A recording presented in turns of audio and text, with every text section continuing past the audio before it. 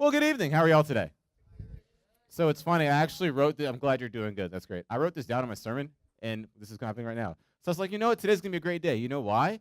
Because God is good. And no matter what happens in the day, God's going to still be good, even if I don't have my remote, so I can't control the slides. It's all right. Things are going to be great. You guys know that I like to start with questions. By the way, if it's your first time here, hi, I'm Akil. I'm a student pastor. So nice to meet you. Sorry I didn't meet you earlier. I was running around doing, there it is. There it is. Yeah, Caleb. Yeah. He passed the torch on. Thank you so much. I have the power now. Now I can do things, like talk about Jesus and stuff and be organized. All right, guys, so I love to ask questions starting off, right? So have y'all noticed that sometimes people's words say one thing, but he said, I haven't finished the sentence yet. I was doing the pause because people say I speak too fast. People's words say one thing, but then their body language may say something else. Case in point, if you were to ask me, hey, Akil, how's the weather outside? And I say, it's probably sunny outside. Versus me saying, it's probably sunny outside. There's a difference, right? Now, I said the exact same thing, it's probably sunny outside, versus it's probably sunny outside. For some reason, this right here does something different. And it's not like it's a Tourette, it's something different. Now, what's the difference? Well, if I say it's probably sunny outside, I'm saying I'm pretty sure it's sunny outside. You know, we live in the Sunshine State. It's been thunderstorms for the past year, it seems, but it's probably sunny outside. Versus me saying, it's probably sunny outside, is me saying, I have no idea, or it's usually, I don't know. And then I make some statement. I make a, I don't know, and then I make a declarative statement. People do that all the time, right? And if you don't believe it, think about this right here. Let's say, for example, or actually, think about this. What comes to mind when you see this right here? Basketball, okay. Sports, LeBron James. Someone saying what he did to me during football. Yeah. So when you see broken ankles, you think about somebody getting wobbly, getting loose, and that kind of stuff, maybe hitting the ground, getting embarrassed, right? But what if a model were to hear the words or see the words broken ankles? That person is thinking, yes, heels. Ankle destruction, just no longer, the heels go like this. It's not natural anymore. They go in, right? They're ruined. What if a doctor saw that? If a doctor, like let's say you're a doctor, right, and your kids come up and say, hey, Mom, Dad, I broke both my ankles today. What were you doing? How did that happen? And you're talking about like, hey, I was just playing soccer, and this kid went left, I went right, and it just didn't work out well for me. And they're thinking, you shattered your ankles. The bones are destroyed. I'm going to have to do reconstructive surgery on you. That's what's on their mind. Why? Because of context. And you realize that so often in life, context gives us an understanding of what people are trying to communicate. But what happens in life when we take things out of context? What happens when people take statements out of context? And is it a good or a bad thing? I mean, sometimes losing context isn't a terrible thing, right? But then there are other times when you lose context and it completely changes everything that you're saying, right?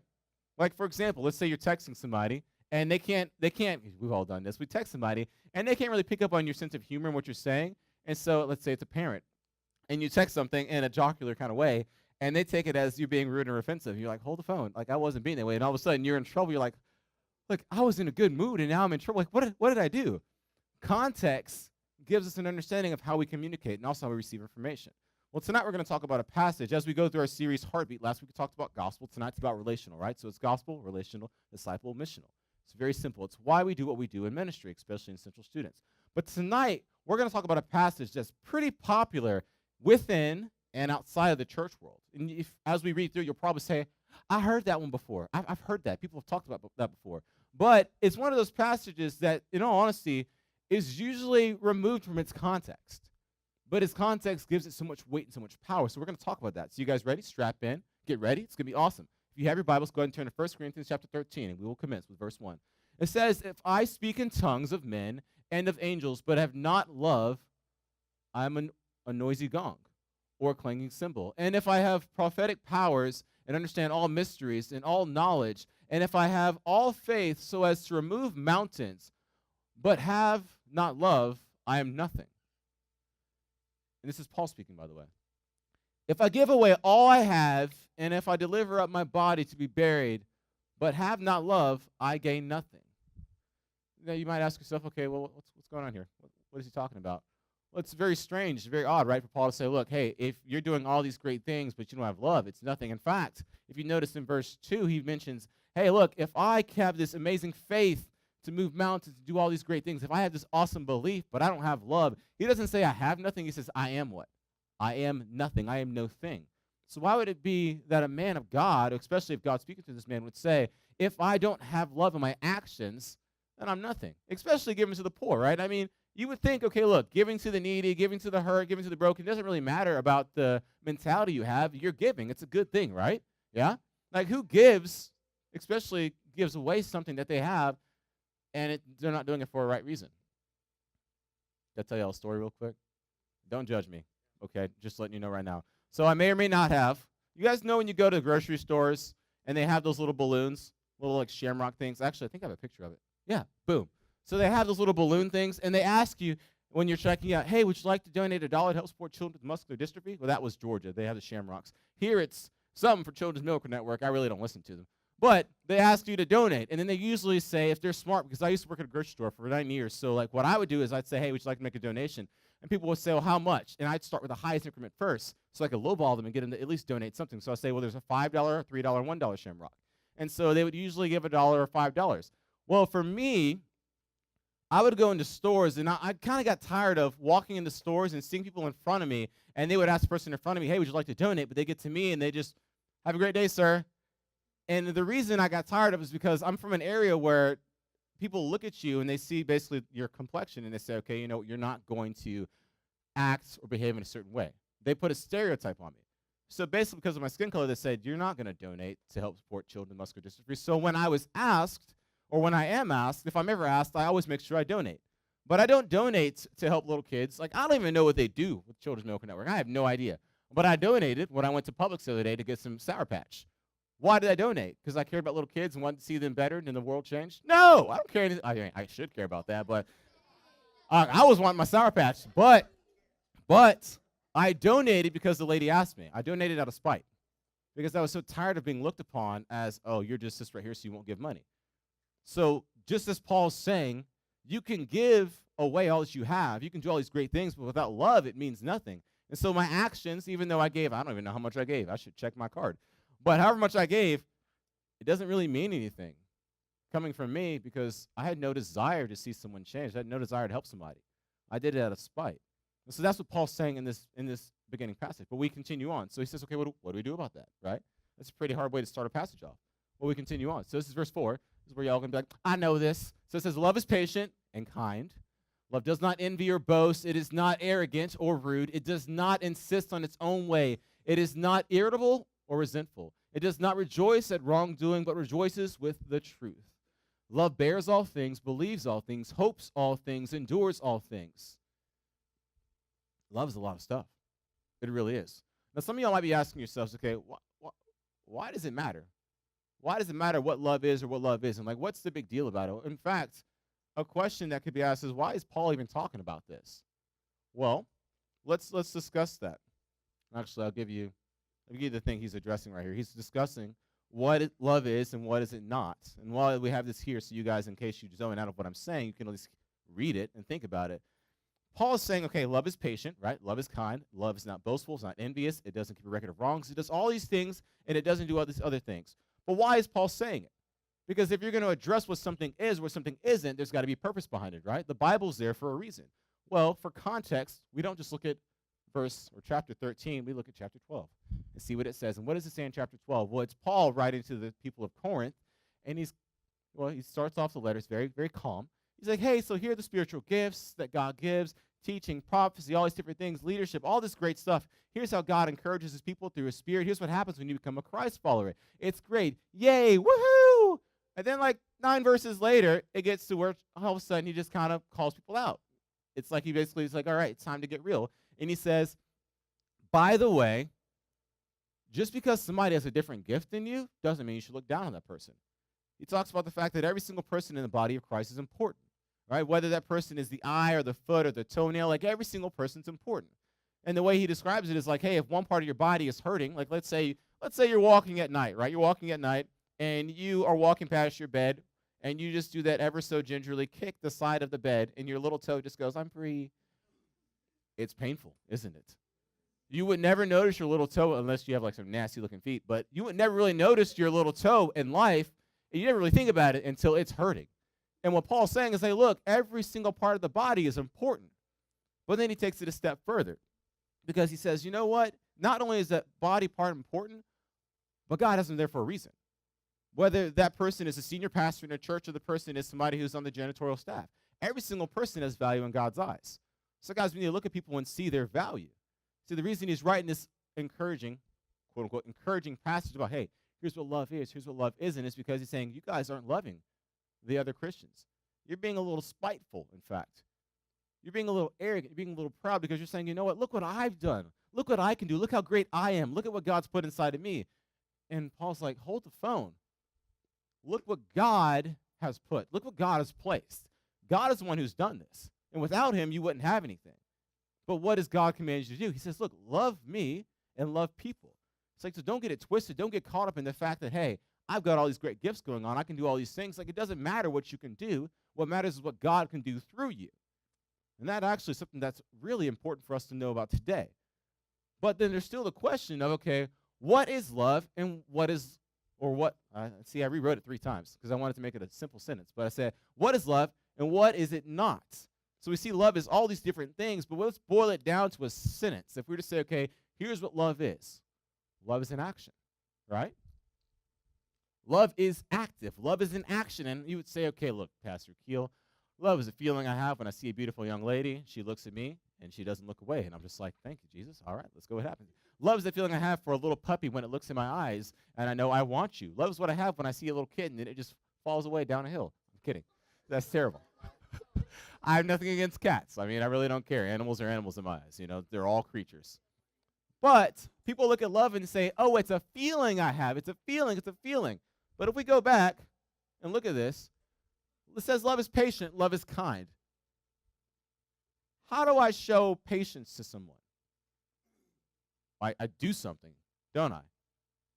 If I'm going to show patience, if I'm going to show, I've got to do something. Love is an action, right? There's an effort behind it.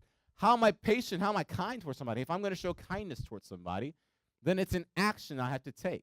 So often in life we look at love and say, oh, it's just this feeling I have. But God didn't just feel love for you. He expressed love for you. He took action. And he says, I asked you to take action as well. And what do those actions look like, or what do they not look like? Well, here's what it is right here. But then we continue on. So we see, okay, love is active. But we continue, and there's more. Paul, right after saying, here's what all these different things love is. So it's kind, it's patient, doesn't keep record of wrongs. It doesn't boast. It's not envious. It hopes in all things, believes in all things. It trusts. He finishes and he says, hey, by the way, love never ends. It doesn't stop.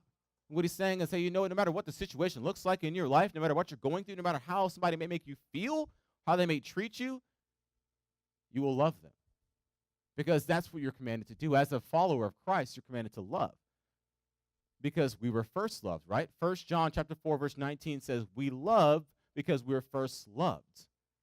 So what Paul says is, it doesn't really matter the situation, whether it's easy or whether it's hard. You look at it and say, okay, you know what? I'm going to figure out how to love this person. If it's a really hard situation, way easier to love. Why? Because it's way easier to show patience. If it's a really easy situation, it's probably harder to show patience because you don't really have to, right? You're just kind of like, well, things are going on. Just something to think about, right? But we continue on. I love how you just read that out loud. Thank you. Yes. As she said, love calls us into a relationship. Now, some of y'all probably look at what I said, love is in action, and thought to yourself, okay, love is in action, but if love is in action, we're called to love at all times. Akil, you're not loving anybody right now. Well, I'd say, I don't know. I mean, I love my brother and sister, right? I love them a lot. And you might say, well, you haven't talked to them the past 20 minutes because I've been here. You're right. I haven't spoken to either one of them in the past 20 minutes. In fact, I don't think I spoke to them since like Sunday. But I still love them, but I'm not speaking to them, right? I'm not engaging with them. So how do I love them? Well, I've developed a relationship with them. At some point, I spoke to them. At some point, I interacted with them. It's like me saying to someone, you know what? I really love my neighbor. Yeah, you do? Yeah, I really do. Tell me about him. Well, I mean, I really don't talk to him much, you know. It's like I see him sometimes when he's leaving, and I'm coming in. I'm like, "What's up? Hot, isn't it? It's a scorcher." Like that's it. So you're saying your communication is limited to a hi and bye. Okay, so if that's my communication, a hi and bye, when at any point am I taking the time to be kind to that man, to show him patience, to show forgiveness, or when am I showing any of these aspects of what God says love is, or am I? And then you ask yourself, okay, if I'm just simply saying hi to my neighbor and bye to my neighbor, but I'm not actually engaging in conversation with my neighbor, if I'm not spending time with my neighbor, if I'm not developing a relationship with my neighbor, am I loving my neighbor? Yes or no? No. And what does Jesus say? Love your what? Neighbor as yourself. So love is a lot more than just a feeling. It's a lot more than just passing by like, hey, man, I love you guys. I'm so glad you're here at Central. Love is me intentionally hanging out with y'all. Whether it's days off going fishing or whether it's doing random stuff like shopping, whatever it might be, love is an action. But love also commands us, compels us to do something different.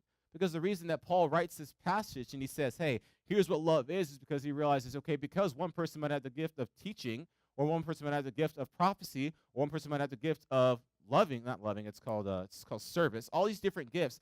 Because somebody might have one gift and not have another one, they might say, you know what, my gift is better than yours. So you do your thing over here, I'm going to do mine. I'm going to hang out with my people. And what it does is it actually causes fractions. It ostracizes people in the church. Because all of a sudden, look, you say, I don't need to relate to you. I have no reason to relate to you. My gift is better than yours. You go get closer to God, get up on my level, and one day, maybe you'll be worthy of being alongside me. We can worship God together. That's what the Corinthians were doing. They're saying, you know what, this gift that I have is better than yours. Y'all ever talk to somebody, and I've been this person before, so you've probably talked to me, and I've done it, who made you feel like, oh, they think that I'm less than them. They think that I'm beneath them.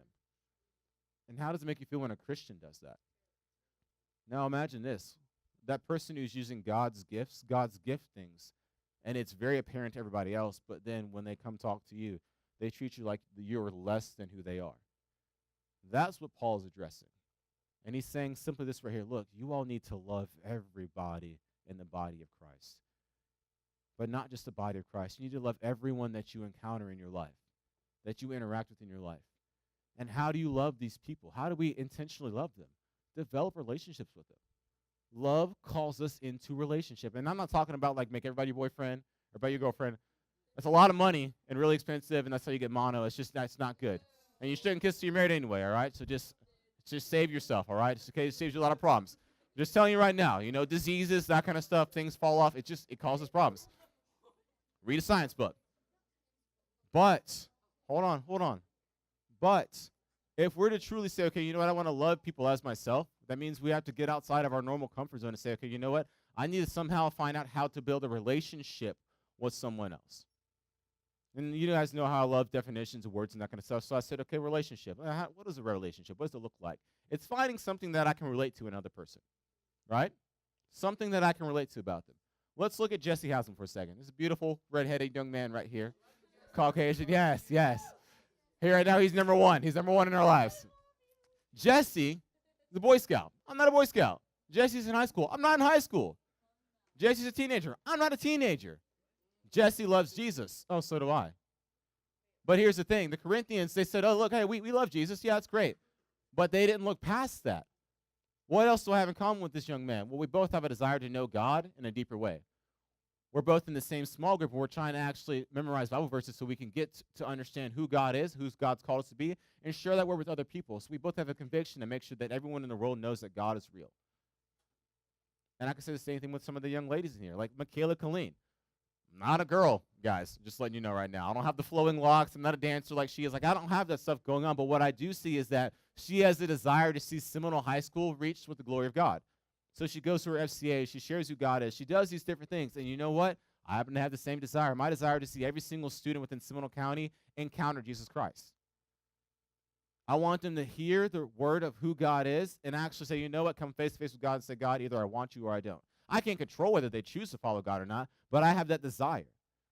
And see, what it says in relationships is, look, learn how to relate to people. Learn how to meet them where they are. But do we take the time to do that in our lives? And if we don't, why don't we?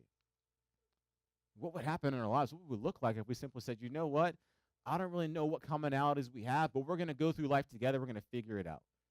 Because, guys, look at this. Look, I can't show somebody patience if I don't spend time with them. I can't show somebody kindness if I don't spend time with them. I can't fight envy if I don't get to know what God's doing in someone's life, if I don't get to know the great things going on in that person's life. See, it's interesting. He mentions, say, like, yeah, show kindness, show grace, show all these things. That's cool. But he says, don't be envious and don't boast. Why do we boast? We boast when we feel insecure. If you're really getting to know somebody in your life, you're going to get to know the things that God's doing, that God's blessing them in. Areas in your life that maybe God's not blessing you in. That's just how it is. I've got friends in ministry. God is just exploding their ministry. He's doing things in their marriages. He's doing great stuff. And I'm just kind of like, all right, God, well, what are you doing in my life? Opportunity to be envious. But then I'm reminded simply of this right here. You know what, God, your grace is sufficient. God, you're enough. And thank you for the fact that you're working in this person's life. You know what, God, let me honor you in this conversation, this relationship, and help them to realize that, you know what, God gave you those gifts. So run with it. See what God can do with it. That's how we love people. We encourage them. We challenge them. We help to refine each other. That's why Paul wrote this passage. But then we continue on. Because he finishes off, and it's like, so 4 verses or 5 verses later, he says, so now faith, hope, and love abide. These three, but the great, bless you, dying on the front row. Anyway, we start over. So now faith, hope, and love abide. These three, but the greatest of these is love. Now, what is faith? What is faith? Faith is what we have, right? We believe that Jesus Christ is real. We believe that God is one who he says he is. We believe that our sins have an impact on our lives, have an impact on all creation. We believe that's why things are going in the world the way they are. We believe that Jesus Christ has set us free, has redeemed us, right? We have that faith. We believe that, God, you can change my life. You can change me. You can make me new. You can make me whole. We have that faith, right? We have a hope that we're not wasting our time. I don't know about you guys, but I hate wasting my time. I really, really do. And one of my struggles in life is with people, because sometimes I look at people and say, am I going to waste my time with you? Anything else in life, I can calculate and say whether it's a waste of time or not. But when it comes to people, I just don't know. And you know what God says? Love people. Forget about what you think is a waste or what isn't a waste. Have hope that I'm going to work in their lives, and know and have faith that I can handle it. When I say I, God, that God can handle people's lives. And I don't have to be the best Akil. I don't have to be the most well-spoken Akil. I don't have to do anything. I just simply have to show up and be willing to say, God, do what you want to do. So I have this faith, I have this hope. But it says if I don't have love, then it's worthless. Remember, verse 2? But it says right here that the greatest of all these is love. Why would Paul say that? Why? Why is it so important that love is the greatest? I mean, we believe that Jesus is real. We believe the gospel is real. We believe the gospel is true. We believe that Jesus is really God, and life is going to be great. We're going to be changed and transformed. Well, why is it that if there's no love, things don't really commute? They don't commute. No, they don't compute. Sorry, wrong word. They don't compute. Why is that? Because if you don't understand what love is, you never truly understood the gospel. If we don't understand how to receive God's love and to share that love with other people, we never truly grasp the gospel. Because the gospel wasn't about saying, hey, yay, you guys, you sinned, but you know what? Look, I'm going to make it okay for you. I'm going to set you free. Awesome. Do great things. God said, for I so love the world, right? That he's willing to give up his son, give up his own essence to redeem you, to redeem me. That was a price that God laid down for his love. So what will we do with our love? So it's the greatest of all these things is love, right? So we know the gospel is real. We know that relationships matter. But what do we do with that? What do we do with the fact that, okay, God, you're really real. Yay, that's awesome. God, you say love people. It's really hard. I don't know if I want to do that. Relationships matter. Maybe my friends. How do we handle that? How do I handle a situation where God says, okay, you know what? This person has different beliefs than you. They come from a different background than you. They don't even like people of your skin color, but I want you to trust that person. Not trust them, but I want you to learn how to love that person. How do I approach that? Do I even care about approaching it? This is the question I want to ask you all, and I want you to think about this and ask yourselves, because it's a question that I'm 27 years old, so I still have to ask myself on June the 21st, if it's the 21st, do I do this? Do I value relationships? Do I, James Akil Mims, value relationships today, right now? Most of my life, I didn't. And I was thinking about this as I was writing the sermon. So why is it that I didn't value relationships? I grew up in the church. You know, when I say grew up in the church, like literally, I went to a black church, so we were there a lot. The pastor went for a long time. And I was there on Mondays, and I was there on Wednesdays, and I was there on Thursdays, and I was there for usher stuff. I was there all the time. They had great food, so I mean, I didn't complain about it. But I was there all the time. So why is it that for some reason I miss this idea that relationships matter? And I'd say probably because of my upbringing and personality. See, for me, I was taught that people don't really matter. Relationships, maybe they can help you, maybe they won't. What really is going to help you in life is what you've accomplished, what you've done. You've got to ascribe all these things to yourself, intellect. You've got to ascribe degrees to yourself. You've got to ascribe ability to yourself, awards, everything you've got to add to yourself so you can make it in this world. And so what that did was it basically said, you know what, people don't matter. They don't. Because they can either get in the way or they're your competition. Now, there were definitely times in my life where I looked at somebody and said, oh, you really matter to me. You really, really matter to me. But why did that person matter to me? Not because I wanted to love them. It was because I saw them as somebody I could learn from, somebody who could refine me and make me a better Akil, somebody who I could look at and say, one day I'm going to be better than you.